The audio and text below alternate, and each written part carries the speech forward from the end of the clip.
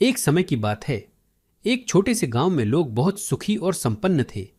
उस गांव का नाम था दूध का गांव। इस गांव की एक खासियत थी कि यहाँ के हर घर में गायें थीं और हर परिवार के पास पर्याप्त दूध होता था।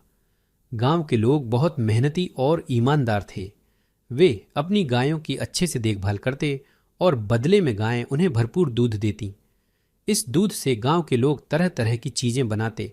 मक्खन, घी, पनीर, दही और मट्ठा। गांव की महिलाएं विशेष रूप से दूध से बने इन उत्पादों को बड़े प्रेम और कुशलता से बनाती। गांव के बीचों बीच एक बड़ा तालाब था। इस तालाब का पानी हमेशा साफ और ठंडा रहता था। गांव के लोग इसी तालाब से पानी लाते और अपने गायों को पिलाते थे। इस तालाब के चारों ओर हरे भरे पेड़ थे जो तालाब की सुंदरता को और भी बढ़ाते थे। एक दिन गांव में एक अजनबी आया। उसने देखा कि गांव के लोग बहुत खुशहाल और संपन्न हैं। उसने गांव के मुखिया से पूछा, आपका गांव इतना सुखी कैसे है? मुखिया ने मुस्कुराते हुए कहा, हमारे गांव का रहस्य हमारी मेहनत और हमारे गायें हैं। हम अपनी गायों का बहुत ध्यान रखते हैं और बदले में वे हमें भरपूर दूध देती हैं। अजनबी ने सोचा, मुझे भी ऐसा ही गांव बसाना चाहिए। उसने मुखिया से निवेदन किया कि वह कुछ दिनों के लिए गांव में रहकर यहाँ की संस्कृति और काम करने का तरीका सीखना चाहता है। मुखिया ने उसकी बात मान ली और उसे अपने घर में ठहराया।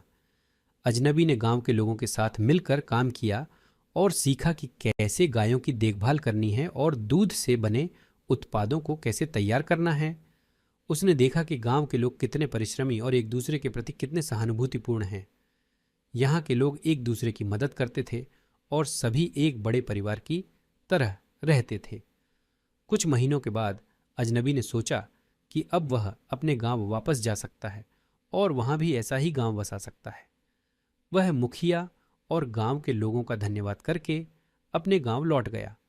उसने वहां जाकर अपने गांव के लोगों को दूध का गांव की कहानी सुनाई और उन्हें भी वैसा ही करने के लिए प्रेरित किया। धीरे धीरे अजनबी के गांव में भी लोग गायें पालने लगे और दूध से बने उत्पाद बनाने लगे। उन्होंने भी दूध का गांव के लोगों की तरह मेहनत की और कुछ ही समय में उनका गांव भी सुखी और संपन्न हो गया। इस प्रकार दूध का गांव की कहानी दूर दूर तक फैली और कई गांवों ने उससे प्रेरणा लेकर अपने जीवन में सुधार किया। इस कहानी से हमें यह सीख मिलती है कि मेहनत, ईमानदारी और सहानुभूति से हम किसी भी परिस्थिति को बदल सकते हैं और खुशहाल जीवन जी सकते हैं।